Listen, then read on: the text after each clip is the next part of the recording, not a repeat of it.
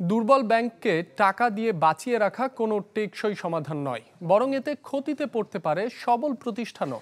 Channel 24-কে দেয়া বিশেষ সাক্ষাৎকারে অর্থ উপদেষ্টা বলেন, যে কোনো মূল্যে ফিরিয়ে আনা হবে লুটের অর্থ, যাতে সহায়তা দিবে আন্তর্জাতিক সংস্থাগুলো।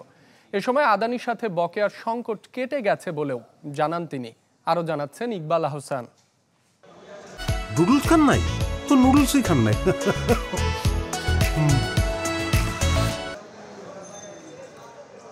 দেশের ব্যাংক খাতের অবস্থা যে কতটা খারাপ তা দিন দিন স্পষ্ট হচ্ছে নানামুখী কর্মকাণ্ডে।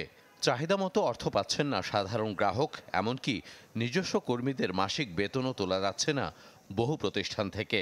শুধু তাই নয়, সম্প্রতি বাংলাদেশের এই ব্যবস্থাকে পাকিস্তানের চেয়েও খারাপ বলে মন্তব্য করেন স্বয়ং নিয়ন্ত্রক সংস্থা বাংলাদেশ ব্যাংকের গভর্নর।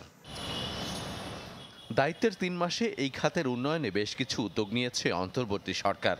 বিশেষ করে দুর্বল ব্যাংকগুলোকে অন্য প্রতিষ্ঠান দিয়ে অর্থ সহায়তা, পরিচালনা বোর্ডে পরিবর্তন উল্লেখযোগ্য।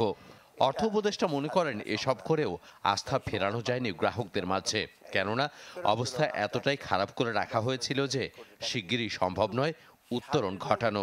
কতগুলো ব্যাংকে যে ব্যাংকের লোন ছাড়া বা ডিপোজিটের যে টাকা সেটাও নিয়ে চলে গেছে। এটা আপনি সবল ব্যাংক থেকে আনবেন, সবল ব্যাংকেরও তাদের ক্লায়েন্ট আছে, সবল ব্যাংকেরও তো আপনার ভায়াবল হতে হবে, তাদের কাছে টাকা নিয়ে চলে আসবে। তাছাড়া আপনি দেখেন বিশেষ করে প্রাইভেট ব্যাংকগুলো ওদের এলসি খুলছে, বিভিন্ন ব্যাংক বিভিন্ন দেশে আসছে, তো তেল এগুলো আসছে প্রায়। এখন যদি ওখান থেকে সব টাকা নিয়ে যান দুর্বল ব্যাংকে যান, দুর্বল ব্যাংকের তো ওটা ইফেক্টিভলি ব্যবহার হচ্ছে না। চ্যানেল 24-কে দেওয়া বিশেষ এই সাক্ষাৎকারে দুর্বল ব্যাংকগুলোর ভবিষ্যৎ নিয়ে স্বস্তির কোনো আভাস দিতে পারেননি অর্থ উপদেষ্টা। বলেন, একীভূত কিংবা বিলুপ্ত এইসব বিষয়ে তাড়াহুড়া করতে চায় না সরকার। এই সময় পাচারের অর্থ দেশে ফেরাতে বিশ্বব্যাংক, IMF সহ আন্তর্জাতিক সংস্থাগুলোর কাছ থেকে ইতিবাচক সাড়া পাওয়ার কথা জানান সালেউদ্দিন আহমেদ। এখনো মার্চের কথা বলছে, আগের মতো তাড়াহুড়া করে মার্চ করার কথা বলে সে ঝামেলা হলো। কারণ মার্চ করলে তো যার সাথে মার্চ করবে সে তো অ্যাসেটগুলো দেখতে যাবে যে তোমার অ্যাসেট কী আছে। IMF এর সাথে কথা হচ্ছে, তারা তো বলবে, আমিনের treasury, US treasury under secretary, তারা তো খুব হ্যাপিলি বলছে আমরা এক্সপার্ট দেবো তোমাদেরকে, যাদের আমার আছে, এবং আজ তোমাদেরকে হায়ার করে টাকা দিয়ে ওদেরকে আনতে হবে না।